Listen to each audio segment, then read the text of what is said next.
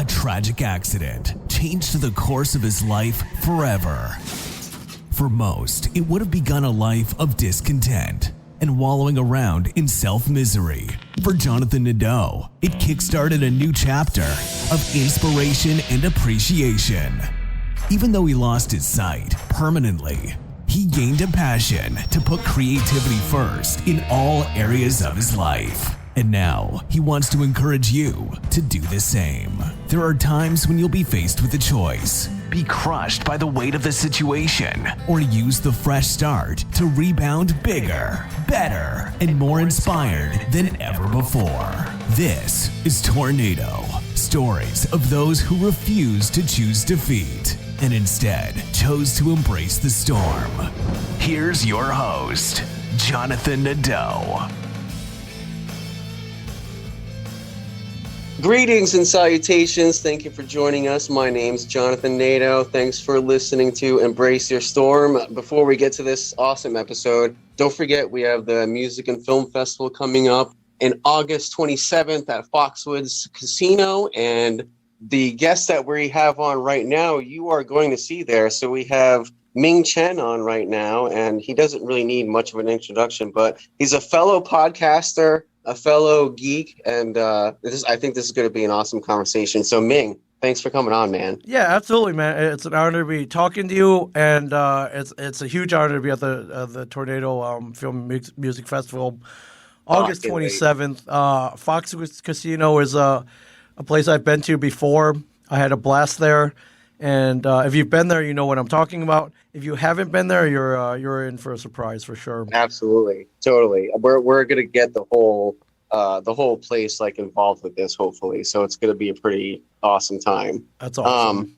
So Ming, a lot of people probably think they know where this interview is gonna go, but I'm hoping I'm gonna come at a different angle with you. I love it. And we're gonna have some interesting conversations here. So everyone knows I love creativity. And everyone knows that that's what Tornado's all about. So the thing that I love is podcasting. And I also love that your passion that you have for it, talking before the interview, man. And so I want to talk about kind of like your creativity that you flexed within kind of doing a podcast and or sort of building up, a whole podcast network or running it or whatever. We didn't really talk about that much before the interview, but if you want to kind of dive into that, maybe how you got started, like maybe podcasting or like how you. Oh yeah, totally. I mean, anything that I do in the podcast world all leads back to filmmaker Kevin Smith. You know him and love him from Clerks, Mara, Chasing Amy, Dogma. Anything Jay and Silent Bob, Red State. Yoga Hosers, Tusk. That list can go on and on. It's a great list. So you probably know Kevin as a very good, a great independent filmmaker, a great director, a great writer. But I personally think he hit his creative stride when he started podcasting in 2007. He had I got involved with Kevin because I made a Clerks fan website. About 28 years ago. And, no kids, like in the like the mid 90s. Yeah, literally the mid 90s. And no kidding. Yeah. And talk about creativity. I stumbled on this. That's ahead of its time right there. Like, we're talking back in the day, man, where you're doing straight up like hardcore HTML. Oh yeah, you're coding by hand. You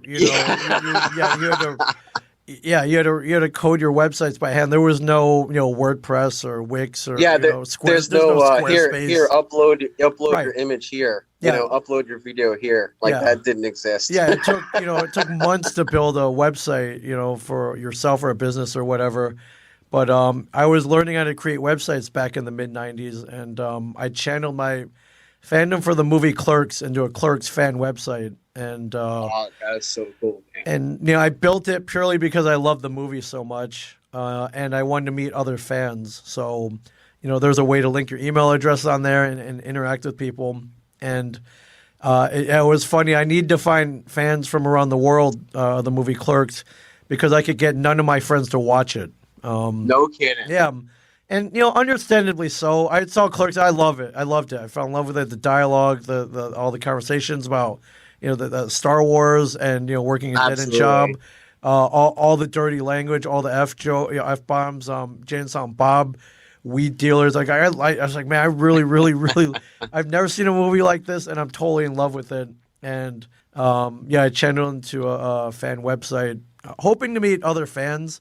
And then I think 2 months after I put it up, the Ultimate Clerks fan contacted me, and that was Kevin. Kevin had found it. That is funny. Yeah, it's cool, right? You remember? I heard him. He told the story. He had just gotten an AOL account. He had heard about his websites, and I remember he went to an internet cafe, and he was like, "Hey, I heard someone made like fan websites of the movie I made. Can you help me find them?" And he pulled mine up. He was like, "Holy crap! This is really cool." I think he was enamored by the fact he was like, "Well, this looks like if someone put a magazine on a computer screen." Right. Yeah. Right. Yeah. So I guess he liked what I did. Ended up tracking me down. Ended up calling me, and then ended up basically he was like, "Hey, I like that what you did for the movie Clerks. Can you do more? I'm setting up a whole production company." When you got the email or whatever, you were like, "Yeah, what the hell?" Yeah, were you like, who's playing a joke on me? Yeah, I thought it was a joke, but it was worded that in such a serious tone and outlined very detailed. I was like, "Holy crap! This is him." You're like, "This is actually him." Right? Like Silent Bob speaks. That's crazy. Like I didn't know. Well, he at least types. Yeah, I didn't know. So he's like, "Hey, I'm going to be doing more films. I'm going to need more websites. I think this internet thing's going to take off. Kidding. Yeah, that is so cool." Yeah, he's like, "Obviously, you know what you're doing. Can you help me out?" And I was like, "Dude, absolutely." And I remember he already had outlined all the stuff that he wanted. He broke it down section by section. It was really cool, and he was like, "Hey, man, what's your address? I'm going to send you some things for the website." And I gave him my address, and I remember the next day I got a knock at my door, and there was a FedEx. He'd FedExed me the stuff, and like I was in college, I don't get FedExes. I thought FedExes were like rich people. And not only that, dude, but it's like your favorite movie ever or whatever. So like you must have just been like, this can't be real. Yeah. Like. I remember that thing they said at the end of the movie Bowfinger. It was like, "You're not somebody until you get a FedEx." Like when you get a FedEx. Dude, I love that movie. Yeah, I love that movie. Remember that? And I remember opening up that FedEx box, and it was cool. He had he gave me a bunch of stills from Clerks, which weren't 8x10s. They couldn't afford an 8x10 stills photographer. They were 3x5s that they had taken on, like a point and shoot. No kidding, that's funny. Camera. And then, but they're 8x10s from Mallrats, so those, he had a bigger budget, so those were legit. Yeah. He sent me a Clerks program guide from the Cannes Film Festival, which like is a pretty rare thing. I was like, holy crap, dude, man. that is freaking awesome. Yeah. So all this cool stuff he sent me, and we kind of went from there.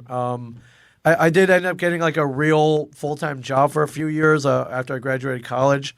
But it was cool. Like by day, I would work. I worked for this nonprofit building websites, and it was my first job. And then they treated me pretty well for a first job.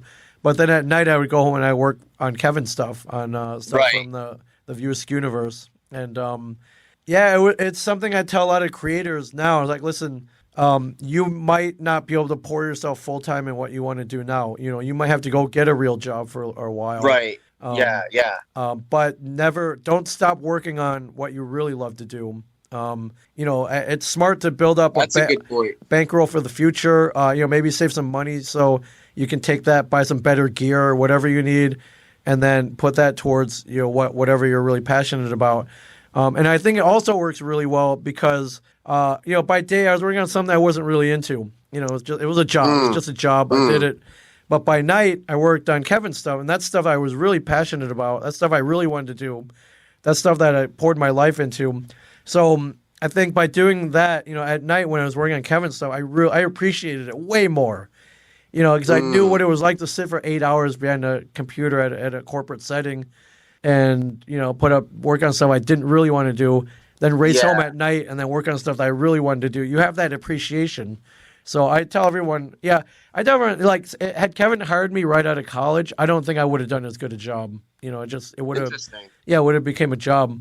But yeah, that's interesting. by working a corporate job by day, I was able to spend, I would go to work from, like 9 to 5, whatever, come Yeah. home, eat, and then from 6 to like 2 in the morning, maybe.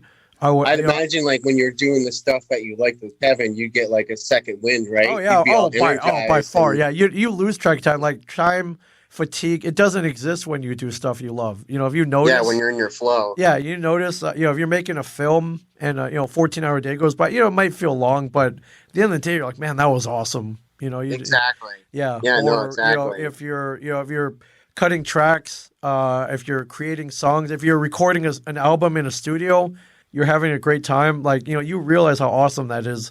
The Totally. fatigue and the time, you could sleep later, Exactly. No, Chuck exactly. a Red Bull and some coffee, you keep going, because you love it. So that's something I tell a lot of kids. Like, listen, it might not happen right away where you get to, get paid a bunch of money for what you want to do initially, but keep working on it on the side. Don't stop. Don't let the day job kill let the day job make you more appreciative of what you get to do at night. By night, what you really want to do. So Yeah. And another thing that I try to tell creators too is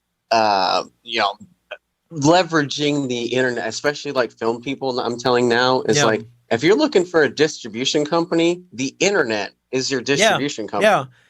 Like they're reaching the very same people you're begging them to show your film. Right. You know what I'm saying? Exactly. You literally So, you literally have instant distribution to billions of people. If you put up on YouTube or Vimeo or whatever your preferred platform is. Yeah, you have that power to be instantly distributed. So yeah. Yeah, and like the day and age we live in, it's like I think a lot of creators can earn a quote unquote living, whatever that might necessarily mean. But I think that a lot of creative people can earn a living to where they can, live. If they live within their means, are they going to be millionaires? Maybe not. But I mean, you'd be doing what you love, right? And you'd be paying your bills. I mean, does life kind of get better then? I don't know. I think it does. All that's good for your soul. But the moment you realize that life is short and if you don't spend most of that time doing something you want to be doing, right. What's the point? So. Yeah, no, seriously. That's why I'm glad you made that point. It's like even if you have a regular job, you still gotta, kind of put that time aside for your craft or your creative thing or whatever. Yeah, and absolutely. Because if you don't, you'll get drained out and be like, and then you don't feel like doing that. Thing anymore, and you get stuck in a rut, and Yeah, but you have nights and weekends. Spend them wisely for sure. No, absolutely. And that's another thing I was telling you earlier. I was like, dude, I appreciate everyone's time because we only have so much time, in the day or whatever. So. Yeah, but I love doing this, so that on the flip side, that works out well too. And I always point, in the film world, Christopher Nolan's very first movie, he shot it on weekends. I didn't think it took him a couple of years to put together, but his very first movie called Following, he did it on weekends and look at him now. It worked out for him. So no kidding. Yeah, because Kevin recorded Clerks at night, right? That's why the shutter was closed. Yeah, he did. The store, the Quick Stop had to be open during the day, and so he would work. He would work from whatever 6 or 8 to close when it got dark, and then they shot Clerks from like 8 p.m. to 6 in the morning and they did it for 3 weeks. So that's funny. Yeah. And it worked out, though. It worked out. It did. Yeah. Like, it's kind of funny how kind of Kevin and Quentin at that same around time has really kind of rattled the film industry's cages. Yeah, for sure. But, two film lovers making their own films. Exactly. Exactly. That's what it took, is someone to not kind of be told. Like, that's what I love about crowdfunding. I marketed crowdfunding campaigns for like 5 years on Kickstarter and Indiegogo. And that's what I loved about those platforms, is it really leveled the playing field in a sense where, you don't need to go to someone and pitch them your script or know someone who knows someone. Now, if you could find enough people to believe in you and your story, now you can get it done. Yeah. And, they don't have to contribute millions of dollars, 25 here, 25 there. It adds up. And Yeah, exactly. it's pretty. Yeah, we live in a pretty cool world, right now as far as creativity goes. And No, seriously. yeah. And another thing too, I'd like to mention is I'd like to hear actually your input on this as a technology guy.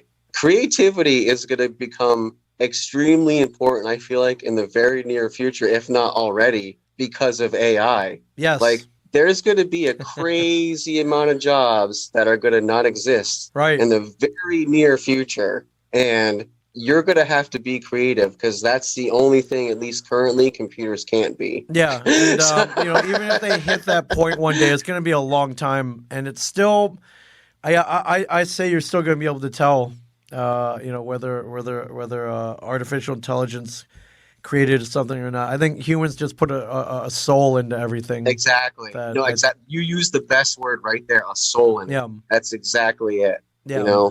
And that's what comes down to, kind of echoing back to what I don't know if we said this during the interview or not, but talking about Kevin being like an individual and how people at, Tornado's thing is to push people to be that individualistic person. Yeah. Because like as a musician, we've been given 7 or 13 notes, however you want to count them. And we've only been given these 13 notes, and yet we have this endless, unlimited amount of supply of music and all different kinds and genres and whatever, but they're all those same notes. And so the only thing that's different is each person interpreting those set of notes. Right. How do you put them together? When do you play them? How long? Yeah. Exactly. Yeah, and that's where that soul comes in, And so artificial intelligence will never be able to, I mean, if it can, I don't think you and I would see it, but, Yeah. And then, do we want to live in that world? I don't know. Seriously. Yeah. And, I saw the Terminator movies. I don't know if that's a world I want to wind up in. For sure. No, for real. But yeah, like that's another reason why I like to push creativity, because I feel like we all have some inkling of creativity in us. Yeah. And so that's I agree with you. I think someone always either they get inspired by someone or they see something, or even seeing something that maybe you want to replicate, but in your own way. That's creativity as well. No, exactly. No, totally. Now, like, so you were on the comic book guy show there, and now obviously you love comic books and and all that stuff. But again, I want to ask you: is there any part of like the creative aspect that you like within comic books? Like, what about it do you like enjoying of the creativity within the book platform? I think when it boils down to, I love great storytelling, and you won't find any better stories than in the comic books, in my opinion. And you get the extra bonus of where you get great artwork with it as well, to go along with the story. And listen, I love reading books as much as the next guy, but reading and being able to see you love pictures. The delivery mechanism of a comic book. Why limit to one when you can get both? And comic book artwork is phenomenal, and seeing those two put together was something I was really into. But it was more. I think in the end, I was like, oh man, Hulk fought the Thing in this issue. Like, how badass is that? It's cool to see it depicted, but just that story, knowing where they both came from and their strengths, and it's like, well, why are they fighting? It's just great storytelling, and I think I learned early on. I think it was more, I'm in school, we're reading books and they're kind of boring, and then I was like, well, somebody hands me a comic book, I was like, well, this is way better. Right. Like, I didn't know books could be cool. Yeah, exactly. Like, this I can get into. It's like, why don't they just give kids comic books and let them, put history in the form of a comic book, let them learn that. No, honestly, that I think a lot of kids would receive, it just because it's on a different, delivery mechanism doesn't like dumb down the material. No, you know what I'm saying? Like, it's ridiculous that it's perceived that way. Yeah, for sure. Like the delivery mechanism doesn't change the content. You know what I'm saying? Like, it's I don't know. I could go off on that, but and obviously the comic book have spawned great stories and characters. I think, what was it? Last year, or the top 10 box office of 2019. I think. I know we're probably all comic book movies, and there was right? 8 out of the 10 were based in part or in full on some kind of on a comic book property, which I was like, see, I told you. I told Yeah, you, like I you mean, didn't. yeah, You were too busy. it's really crazy, especially what Disney's doing. You know, once they bought Marvel or whatever, they're Yeah, just like, well, we need to make our money back. Yeah. right. So, But but they, not only do we have all these great stories to tell because they've been told already, they've been put in the printed form. But if you really want to be lazy, all your movies are storyboarded for you already too. So seriously, yeah, yeah, so spend some decent money in casting. Get some great writers to interpret it.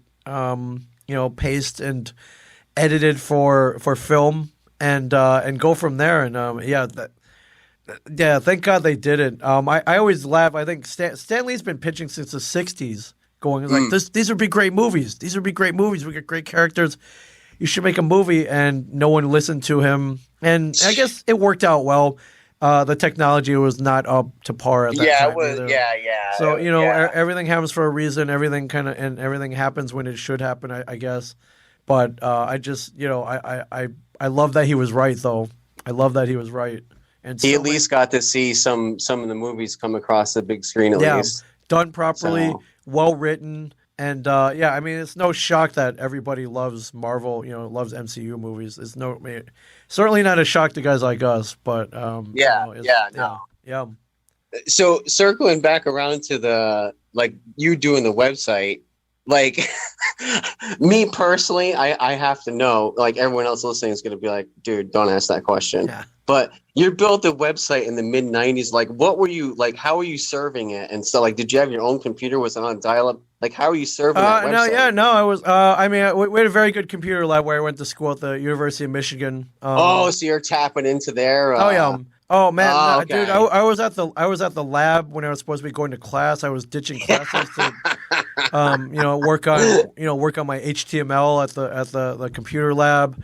Later on, I'm like, you know what? If I'm going to be spending this much time here, like I should just get a job here. So I ended up getting a job at the university help desk. That is funny. Which was cool. The best part about that, I got to spend a lot of time at the lab, but eventually I worked my way up to a point where it's like, well, here's the key. You have to open and close every night, but this also means you can go in after hours. The whole place to yourself at 2 in the morning. Oh man! To create, to have high end computers to create. So especially in the mid '90s, it was probably even though net to these days standards or whatever, they were nothing. But back then, you're probably just like, oh boy, yeah. You had to figure it out. Luckily we had some pretty cool toys at the labs that I went to. We had scanners, so you could scan a wow. physical photo into a digital format. That's cool.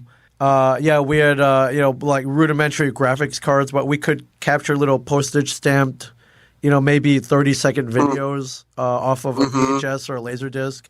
Did you guys have those toasters there at all? Those Commodore toasters? No toasters. It wasn't that far back, but okay. Our school was they had a big deal with Apple. So oh yeah, that's how Apple got kind of even on anyone's radar. Yeah, they went to the educational market. Yeah, and it was great. Every 6 months they would upgrade the machines, and so we always had the latest and greatest, and that definitely helped out. But yeah, in college I was dabbling with a lot of stuff early on. I was using like early video conferencing software, cool. Scanners, digitizing video, all kinds of stuff. I was learning early versions of Photoshop, all kinds of stuff. So it was a lot of fun back then. And then from a collaborator standpoint, the lab that I hung out with at a lot of like-minded people, a lot of creators hung out there too. So, no matter when I went there, I would see friends that I made. It was like, oh, man, hey, I would look over and it's like, hey, man, what are you working on? I was like, well, that looks cool. How'd you do that? Like, oh, hang on, here, let me show you. Or, it comes like, hey, man, did you hear about that new thing that came out? Check it out. And we would collaborate and learn from each other. I thought that was really cool. It's one thing I kind of miss that environment. I meet a lot of creative people, but I don't hang out with them every day.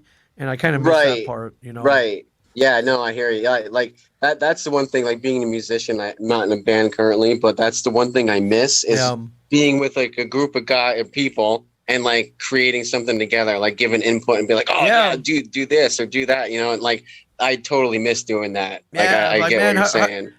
How'd you blow that up? It's like, I put dirt into a condom and I blew it up. Like Robert Exactly. Rodriguez did. Like, oh, cool, man. Yeah, so that's why the Tornado Fest sounds awesome. We're around a bunch of creatives, and it's gonna feel like that again. That's awesome. Oh, totally, man, totally. Hey, I don't want to take up all of your time. I could probably talk to you for another 3 hours. But, Is there anything, any final words you want to give to your audience? Mingchen.com, or where else can they find you? I'm on. Stuff? I'm on all our social media. It's Mingchen37 on Twitter, Facebook, Instagram.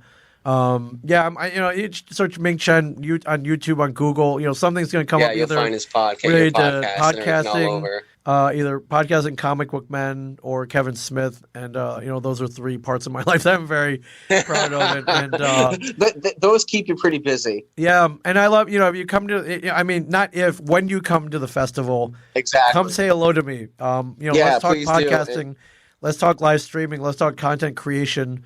Absolutely. I love going to these Comic-Cons and film festivals. And it's funny, people are like, oh man, you went to a film festival, you went to a Comic-Con, how was it? It's like, the con was good, but what your real purpose in going to a Comic-Con or a film festival and meeting real people, you're networking. You're meeting other people. It's like, if you're a filmmaker, it's like, oh man, you do electrical work, you're a grip, you're an editor. Exactly. Give me your number. I'm working on something that might need you. Or you never know. It's like, oh man, you're writing you're doing a documentary on that. I'm into that too. We should collaborate. No, exactly, it's man. Great. That's exactly it. And a lot of it's done at the at the local bar or wherever everyone else is drinking. Mm-hmm. No, you just never know. Or at the fest itself. Or maybe you go to a screening and you meet someone at the Q&A afterwards or something. Yeah, it's so great. That's why I think COVID. They try to do these online film festivals and online Comic-Cons. I'm like, yeah, but you're taking out all the you can't network. Yeah, you still miss the whole what it's really all about. Yeah, man. Yeah.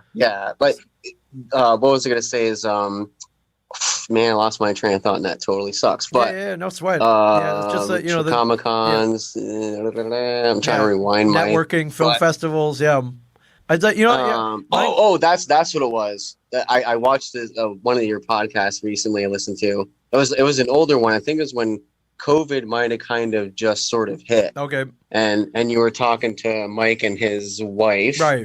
And I didn't really quite catch what you did, but I need to hear it. You pulled some kind of like kung fu stuff with the podcast network. And like nothing skipped a beat and nothing like. Oh yeah, so when we built the studio, I was really adamant that people come down and did it in person.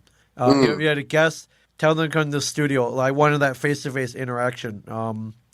I had personally felt in 2000 in the late early, whatever year we're in now, that everyone's just doing stuff on their phones or texting. No one really sees each other anymore. Seriously. I'm like, well, take this time to actually, have someone come and sit down in person and talk to them. So I was always kind of adamant about that. But, when everything got shut down, I was like, crap, man, what are we going to do now? Half of the philosophy of why we're here is gone. People can't be next to each other anymore.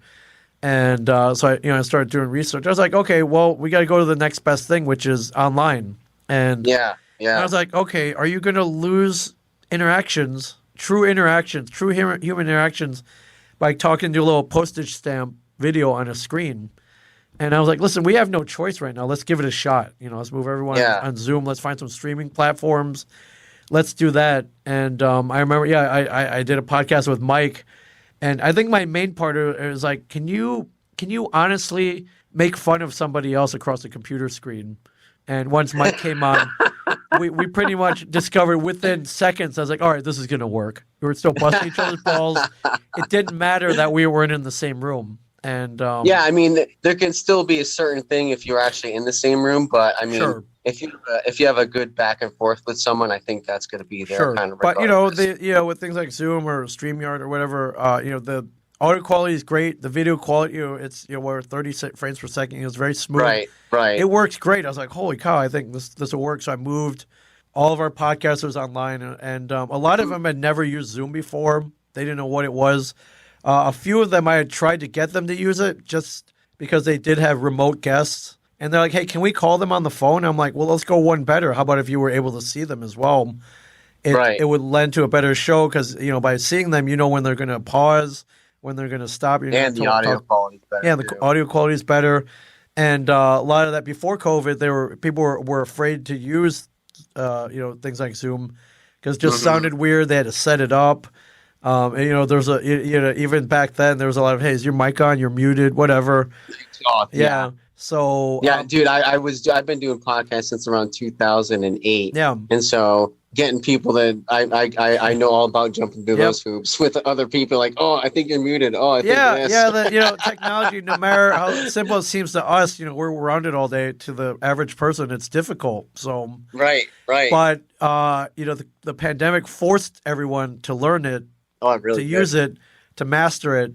And, if there was one thing good that came out of the pandemic is that everyone learned how to use, online tools.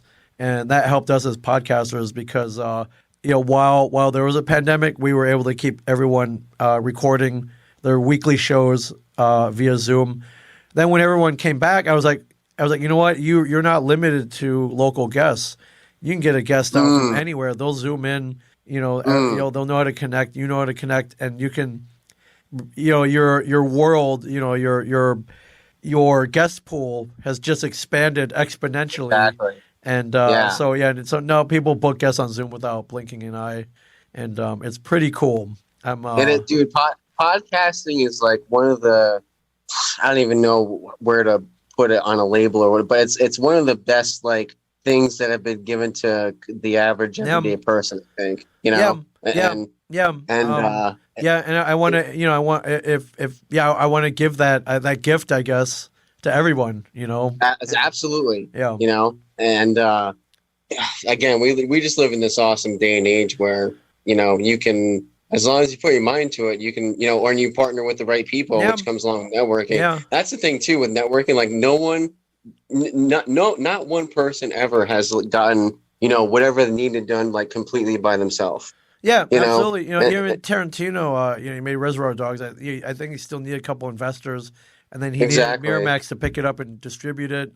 Same thing with Clerks, even though totally. So it's like we all need a helping hands, along the way here. Yeah, and most people don't make a movie by themselves. Or maybe they can make a good movie. You can make a better one if you have help, though. Exactly. A sound guy, a director of photography. Couple of people helping you out. So, and that's what I'm here to do in the world of podcasting for sure. Like anybody who needs help, like I'm always willing to help them out for sure. That was awesome. So now I know I was going to let you go, but I have one more question for you, kind of circling back around to like the podcast network kind of thing. Now, where is it? Like, where do you have it physically? Is this the same sort of like setup that you have for like everyone to come down and like help record it? Okay, cool. Pretty much. Okay. So we have two studios in the area. They're about 20 minutes apart. The one I'm in now is in Red Bank, New Jersey. I'm 2 blocks from the comic book shop. So if I need to pop in there, I will. If I need to get a comic, if I need some pop figures, if I need Mike to pre-order something, that's where I go. And the other one's in a pretty cool. They call it a Metro Burb, but it's a very, very highly creative space called Bellworks, and it's pretty amazing. And that's cool. I helped them out in a couple things, and somehow got some space there. So they've been very, very good to me. But I think we're all creative, so we all kind of collaborate that way. So again, if you put out that creative spirit out there, you never know what'll happen. Seriously. So like when people come down and when they start recording podcasts down there, do you help them show how to like host it and like, here's how to do show notes or whatever? Yeah, absolutely. Whatever they need. I've spent hours doing all of this, so I'm able to save them a little time. And it's getting easier, but it's not. There's still some challenges where I could see maybe a person who just uses search the internet and writes a Word document every so often. They don't want to worry about RSS feeds and stream keys and things like that. We've gone through all that already, so I can help them get going very quickly. So it's cool though. I mean, you can literally come in, record an episode, have it up on Spotify, and as a listed podcast in like an hour. Yeah. It's awesome. Yeah. Like Yeah, no, it you is could be on pretty Spotify cool. in an hour. That's awesome. Seriously. Huh. So then you help them with that whole process Yep. then. Yeah. Absolutely. Awesome. And then we have a certain percentage of people who want to live stream their podcasts, get some interactivity, or just talk to a live audience. We have that technology exists now as well. So Oh, totally. it's pretty cool. It's pretty cool. What's the name of it again? Just so if people are in the area. Our network and our studio is called A Shared Universe. A Shared Universe. And the meaning behind that is twofold. One, the superheroes and villains would occasionally cross over and share their universes in the comic books. Superman might pop up in New York City and help Spider-Man. Things like that. You'd have the crossovers. But two, we have people who talk about so many different topics that they live in their own universes, and now they're sharing them with everybody else. But not only that, sometimes we'll have a podcaster leaving here, another one coming in, like, hey man, what's your podcast about? What's yours about? Oh man, that's cool. And then they're like, hey, can you be on my show next week? That sounds right. Yeah, exactly. Yeah, no, they're that's sharing cool. their universe is really, really cool. And I love it. That's like one of my favorite things when, maybe you have a podcast about music. The other one's about the paranormal and the music. I was like, whoa, wait, on the side, I like paranormal stuff too. It's like, cool, come on my show. Let's talk about it. And you promote your own shows at the same time. It's great. That's cool. Now, do you guys go down like the monetization road with them at all? Do you kind of we have. I mean, honestly, it's pretty tough to make a lot of money podcasting right now. But there are ways to do it. Yeah, I think a thing that holds a lot of people up is like they want to get paid right away. And I was like, oh, listen, it's not going to happen until you build. How that works. You got to build an audience. You got to build an audience. Once you get that audience, you can crowdfund. You can do a Patreon. The best way to do is do like a Patreon Indiegogo where each person's giving you $5. Can you find $10,000? Can you find 10,000 people to give you $5 a month? Well, there you go. There's where your money's at. Well, that's exactly what I'm saying. Yeah. Like, and kind of like what you were saying too. It's like when we're talking about people being afraid of having like 1 million followers or whatever. It's like I'd rather have 10,000 faithful people that really like what I do, absolutely, that are going to support me or whatever. Not support me, but support my work, right? And then have 1 million people where it's like not much is going on, right? Listen casually, but if you get 10,000 people who are really, really what you're into, that there's your focus right there. There's your that's the crowd you want to be talking to. That's a crowd that if say you have a film podcast and you got 10,000 rabid fans. And maybe you get advertising from a camera company or something. They're going to listen. They're going to go get that camera because you endorsed it like that because they're really into really into what you're saying. That's where that's where I tell people to focus on. Very cool. All right, Ming, again, I got to let you go for real this time. We'll be cheating each other. So August 27th, my friends, Foxwoods Casino in Connecticut, man. I can't wait.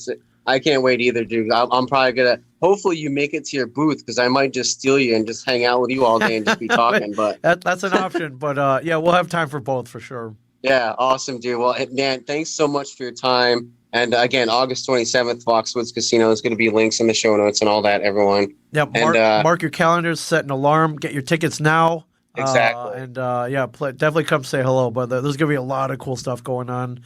And I'm gonna plug a local project that just got in. Please do. Yeah, my friend CJ teaches film and video at the local high school. One of his students, Sophia, did a documentary about the opening of the new Secret Stash. She was at the opening of the Movies pop-up restaurant, and through her creative spirit and maybe a little good words from us. We got her. She was able to interview Kevin and Jay. And Walt. Oh, and me. She submitted to the festival. She submitted, and I was happy to see that it got in. And CJ, my friend, her teacher, is going to be coming up with me, so we can be there and screen it in person. And awesome. Yeah, it's pretty cool. So is she going to come down too? I think she might. It's not I think Foxwoods not terribly far from here. So we're going to get her up there as well. That'd be great. Yeah, because I was I think she was 21, right? Something like that. No, I think she's younger. She's younger for sure. Oh, that's what I thought. Because I thought my friend said she was 21. I was like, man, I would not have guessed she was 20. Yeah, she didn't seem like I think she might be 17 right now. So. That's what I was kind of thinking. Okay, 'cause she seemed younger, so I was like, it was encouraging and inspiring to see a younger person Yeah. taking a chance, like getting out of their comfort zone and, Yeah. seeing what happens. Yeah, exactly. And, scoring interviews with Kevin Smith, that's pretty cool. So totally. So, yeah, check that out. I think the one's called The Movies Pop-Up. The other one's just called The Secret Stash opening, I think. Stash, But definitely check those out for sure. Awesome, Ming. Thanks so much for your time, man. Yeah, thank you. Looking forward to seeing you. Yeah, I truly can't wait to be there. Awesome. It was pretty cool to get that email. And I was like, wait, what? Was it tornado? No, tornado. No, tornado. Well, tornado. Yeah. Tornado. And It's checked it out. a play on words. Yeah. And I checked it. I was like, whoa, this looks really cool, man. So I can't wait to be there, and I can't wait. Yeah, to be like there, I said, everybody. we couldn't believe when we saw the email come back. We're like, dude, he said yes. Oh, yeah. We were like, oh my Oh god. yeah. Oh yeah. It just sounded so cool. I was like, I gotta go. So I can't wait to be man. there. Can't wait, dude. I can't wait. Yeah. And again, thanks so much for your time. And Absolutely, anytime. everyone, again, August 27th, Foxwoods Casino. Everything else. And Ming, any last words, Ming? Any websites? I will see you there, my friends. I will see you All there. right. If you want to check out the podcast studio, ashareduniverse.com. But if you just type in Ming Chen in Google, like all this stuff is going to come up. Everything will come up, obviously. Yeah. Absolutely. Awesome, dude. Thanks so much for your time, man. Thank you, man. And everyone, thank you for listening. Thank you for downloading. And don't forget to embrace your storm. See ya. Tornado with Jonathan Nadeau. If you haven't yet, please subscribe now so you're first to hear new episodes with more stories of inspiration about the highs and lows of life and how embracing the storm is so much more fulfilling of a life than being crushed by the weight of the world. And until then, we hope you're inspired to do something, whether it's creating, participating, or learning, whatever leads you to your personal passion.